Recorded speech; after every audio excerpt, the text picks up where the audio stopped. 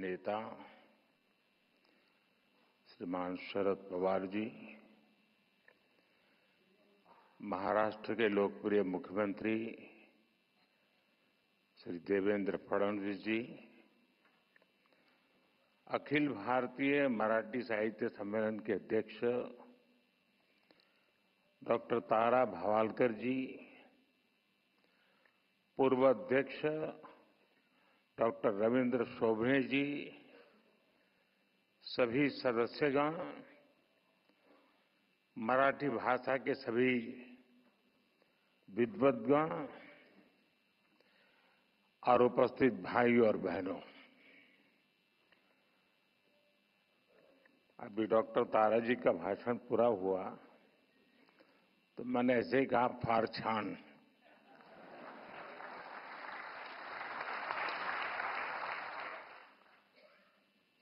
तो उन्होंने मुझे गुजराती में जवाब दिया कि बड़े पर गुजराती आवड़े थे।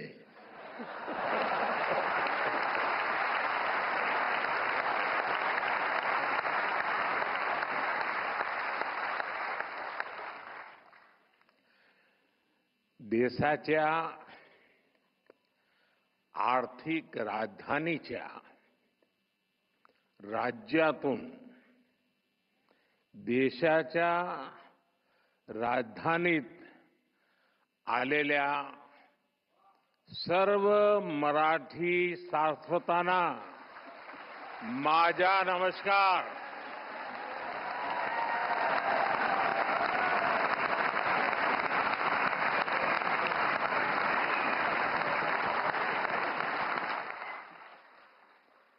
आज दिल्ली की धरती पर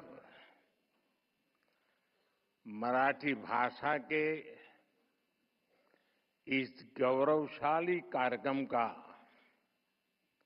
आयोजन हो रहा है। अखिल भारतीय मराठी साहित्य सम्मेलन एक भाषा या राज्य तक सीमित आयोजन नहीं है। मराठी साहित्य के इस सम्मेलन में आजादी की लड़ाई की महक है। इसमें महाराष्ट्र और राष्ट्र की सांस्कृतिक विरासत है। ज्ञानबा तुकारामांच्या मराठीला आज राजधानी दिल्ली अतिशय मनापासून अभिवादन करते हैं।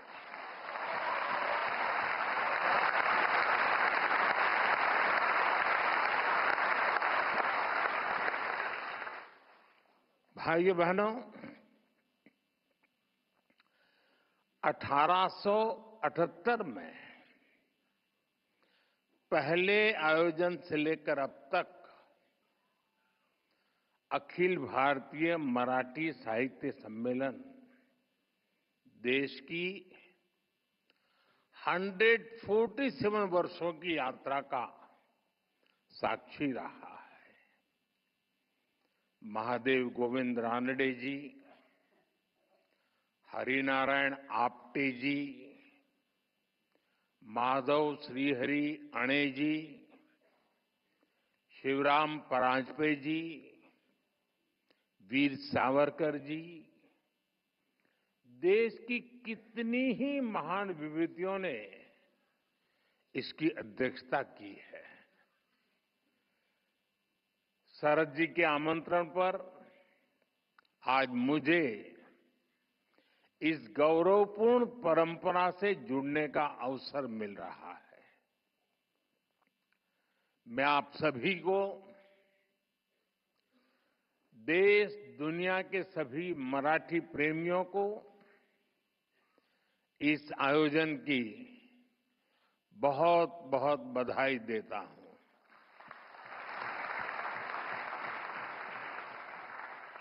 आणि आज तर जागतिक मातृभाषा दिवस आहे। तुम्ही दिल्लीतील साहित्य संमेलनासाठी दिवस सुद्धा अतिशय चांगला निवडला.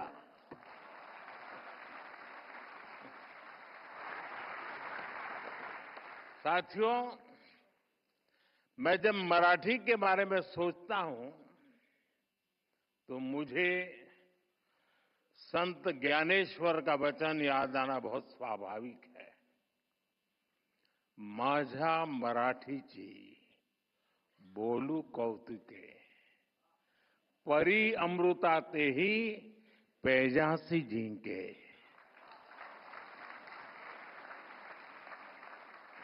यानी मराठी भाषा अमृत से भी बढ़कर मीठी है. इसलिए मराठी भाषा और मराठी संस्कृति के प्रति मेरा जो प्रेम है, आप सब उससे भली भांति परिचित है. मैं आप विद्वानों की तरह मराठी में उतना प्रवीण तो नहीं हूं, लेकिन मराठी बोलने का प्रयास, मराठी के नए शब्दों को सीखने की कोशिश मैंने निरंतर की है. साथियों, ये मराठी सम्मेलन एक ऐसे समय हो रहा है जब छत्रपति शिवाजी महाराज के राज्याभिषेक के 350 वर्ष पूरे हुए हैं. जब पुण्य श्लोक अहिल्याबाई होलकर जी की जन्म जयंती के 300 वर्ष हुए हैं और कुछ ही समय पहले बाबा साहब अम्बेडकर के प्रयासों से बने हमारे संविधान ने भी अपने 75 वर्ष पूरे किए हैं. साथियों, आज हम इस बात पर भी गर्व करेंगे कि महाराष्ट्र की धरती पर मराठी भाषी एक महापुरुष ने 100 वर्ष पहले राष्ट्रीय स्वयंसेवक संघ का बीज बोया था. आज ये एक वटवृक्ष के रूप में अपना शताब्दी वर्ष मना रहा है. वेद से विवेकानंद तक भारत की महान परंपरा और संस्कृति को नई पीढ़ी तक पहुंचाने का एक संस्कार यज्ञ राष्ट्रीय स्वयंसेवक संघ पिछले 100 वर्ष से चला रहा है. मेरा सौभाग्य है कि मेरे जैसे लाखों लोगों को आरएसएस ने देश के लिए जीने की प्रेरणा दी है और संघ के ही कारण मुझे मराठी भाषा और मराठी परंपरा से जुड़ने का भी सौभाग्य प्राप्त हुआ.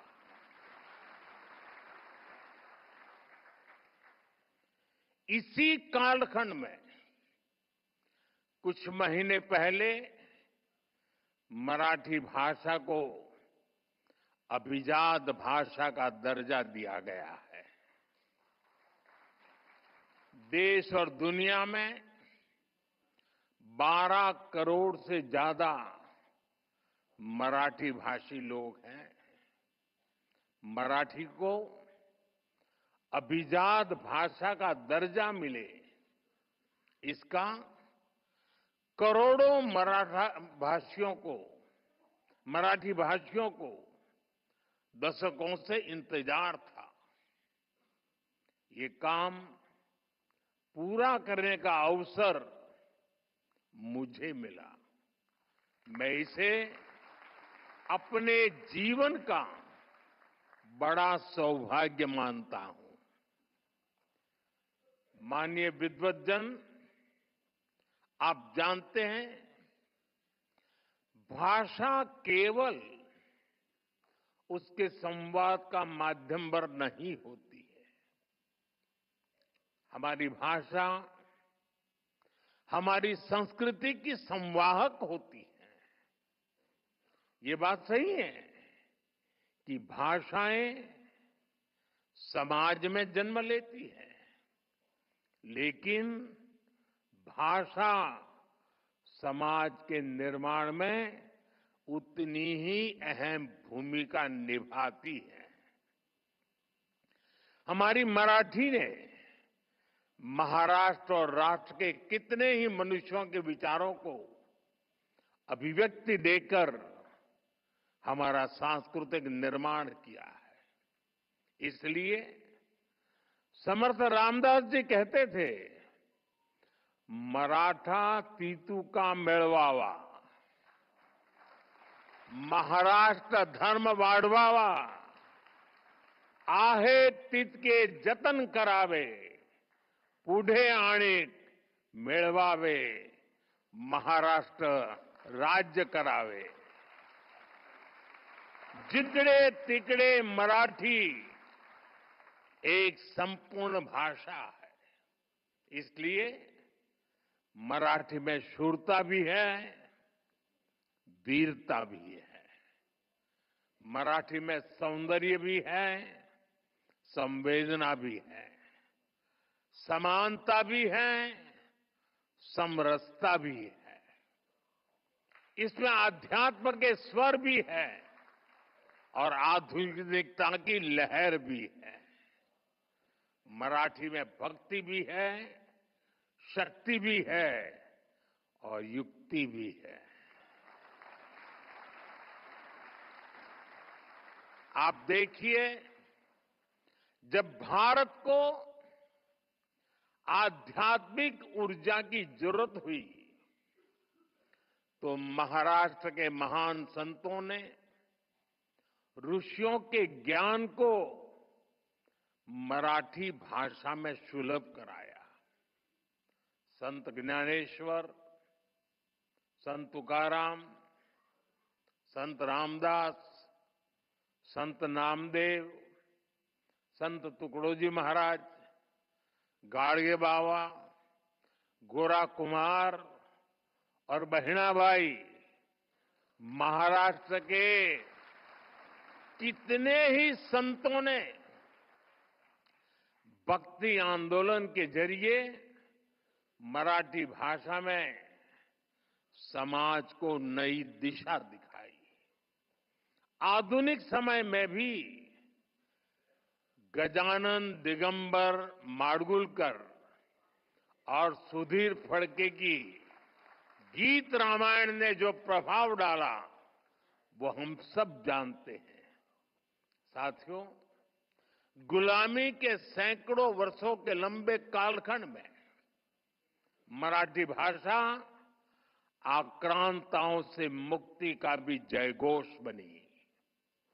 छत्रपति शिवाजी महाराज, संभाजी महाराज और बाजीराव पेशवा जैसे वीर मराठा वीरों ने दुश्मनों को नाको चने चबाना दिए, उनको मजबूर कर दिया। आजादी की लड़ाई में वासुदेव बलवंत फड़के, लोकमान्य तिलक और वीर सावरकर जैसे सेनानियों ने अंग्रेजों की नींद उड़ा दी। उनके इस योगदान में मराठी भाषा और मराठी साहित्य का बहुत बड़ा योगदान था। केसरी और मराठा जैसे समाचार पत्र, कवि गोविंदाग्रजी की ओजस्वी कविताएं, राम गणेश गडकरी के नाटक मराठी साहित्य से राष्ट्र प्रेम की जो धारा निकली, उसने पूरे देश में आजादी के आंदोलन को सींचने का काम किया।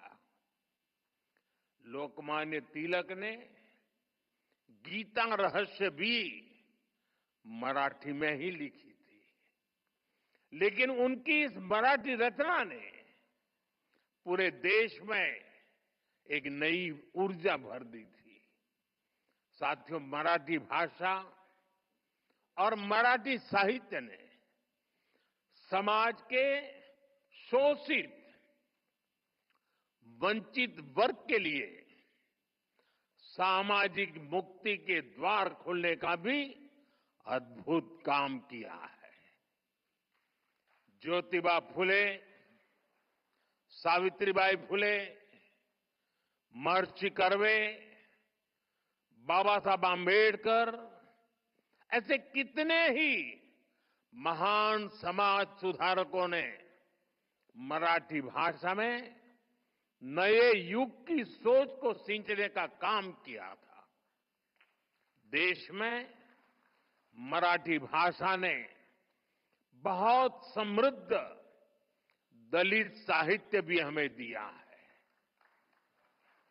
अपने आधुनिक चिंतन के कारण मराठी साहित्य में विज्ञान कथाओं की भी रचनाएं हुई है। अतीत में भी आयुर्वेद, विज्ञान और तर्कशास्त्र में महाराष्ट्र के लोगों ने अद्भुत योगदान दिया है। इसी संस्कृति के कारण महाराष्ट्र ने हमेशा नए विचारों और प्रतिभाओं को भी आमंत्रित किया और महाराष्ट्र ने इतनी प्रगति की है। हमारी मुंबई महाराष्ट्र ही नहीं बल्कि पूरे देश की आर्थिक राजधानी बनकर उभरी है। और भाइयों बहनों, जब मुंबई का जिक्र आया है तो फिल्मों के बिना न साहित्य की बात पूरी होगी और न मुंबई की। ये महाराष्ट्र और मुंबई ही है जिसने मराठी फिल्मों के साथ साथ हिंदी सिनेमा को ये ऊंचाई दी है। और इन दिनों तो छावा की धूम मची हुई थी।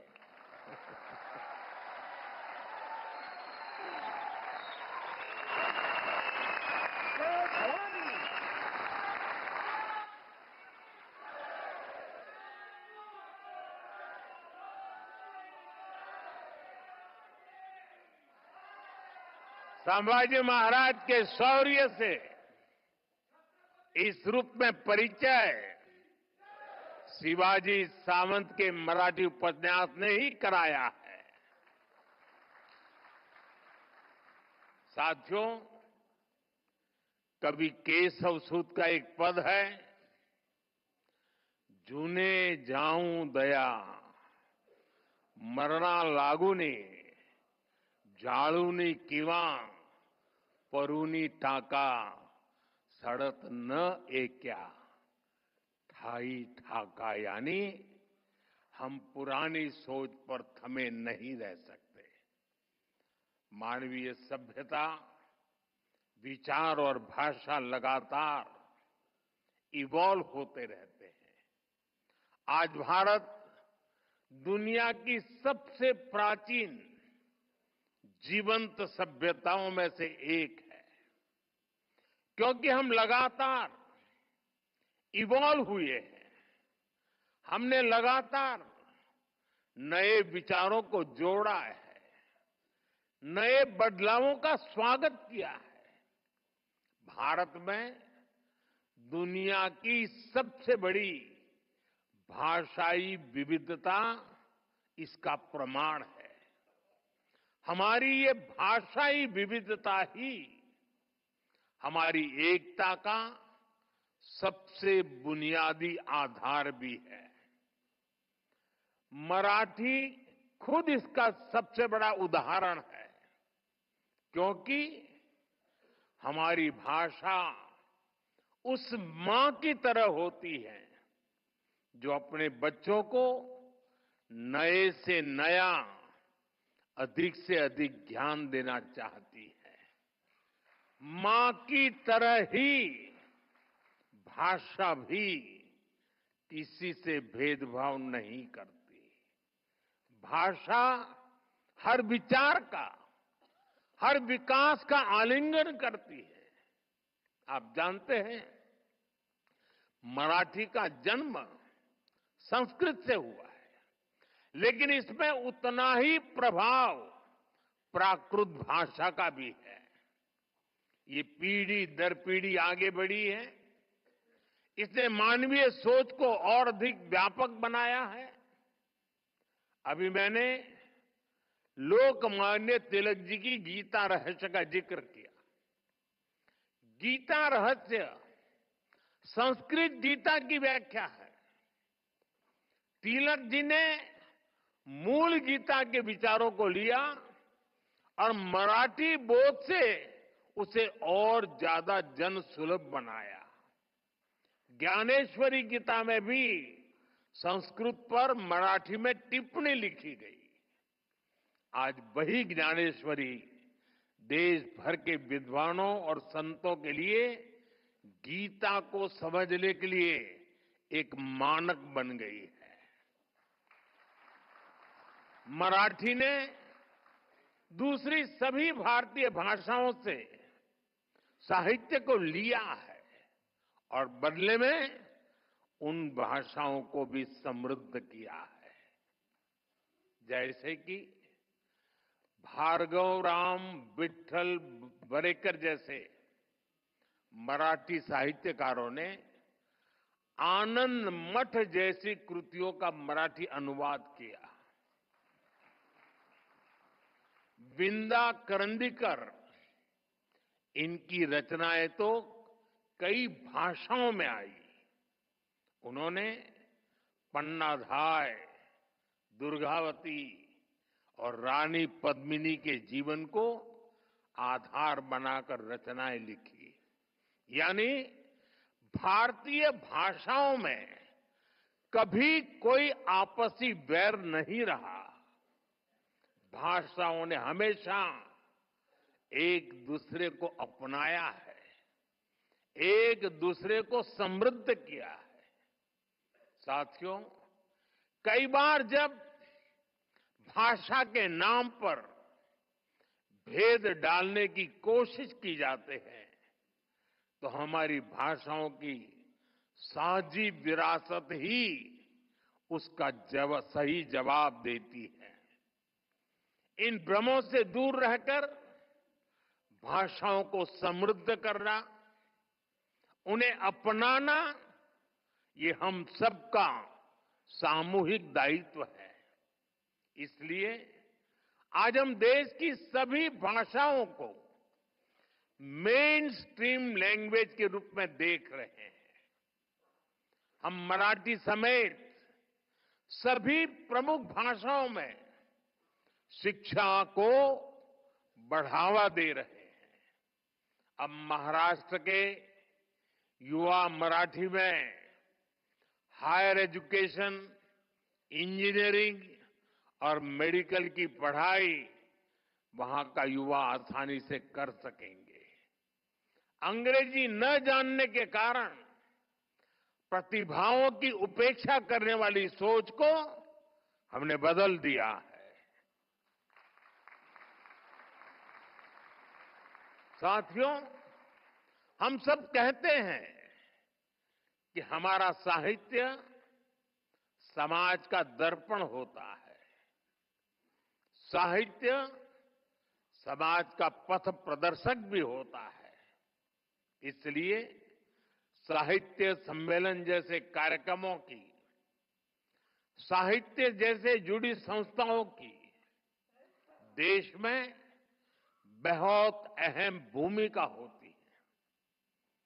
गोविंद रानडे जी, हरिनारायण आप्टे जी, आचार्य अत्रे जी, वीर सावरकर जी, इन महान विभूतियों ने जो आदर्श स्थापित किए, मैं आशा करता हूं अखिल भारतीय मराठी साहित्य महामंडल उन्हें और आगे बढ़ाएगा। 2027 में साहित्य सम्मेलन की इस परंपरा को 150 वर्ष पूरे होंगे और तब 100वां सम्मेलन होगा। मैं चाहूंगा आप इस अवसर को विशेष बनाएं। इसके लिए अभी से तैयारी करें। कितने ही युवा आजकल सोशल मीडिया के जरिए मराठी साहित्य की सेवा कर रहे हैं। आप उन्हें मंच दे सकते हैं, उनकी प्रतिभा को पहचान दे सकते हैं। ज्यादा से ज्यादा लोग मराठी सीखें, इसके लिए आप ऑनलाइन प्लेटफॉर्म को भाषिणी जैसे इनिशिएटिव्स को बढ़ावा दें। मराठी भाषा और साहित्य को लेकर युवाओं के बीच प्रतियोगिताओं का आयोजन भी किया जा सकता है। मुझे विश्वास है आपके ये प्रयास और मराठी साहित्य की प्रेरणाएं विकसित भारत के लिए 140 करोड़ देशवासियों को नई ऊर्जा देंगे, नई चेतना देंगे, नई प्रेरणा देंगे। आप सभी महादेव गोविंद रानड़े जी, हरिनारायण आप्टे जी, माधव श्री हरि अणे जी, शिवराम परांजपे जी जैसे महान व्यक्तित्वों की महान परंपरा को आगे बढ़ाएं। इसी कामना के साथ आप सभी का एक बार फिर बहुत बहुत धन्यवाद।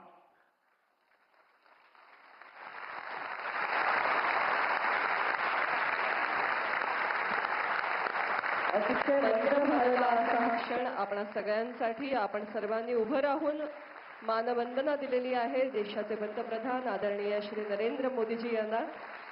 यानंतर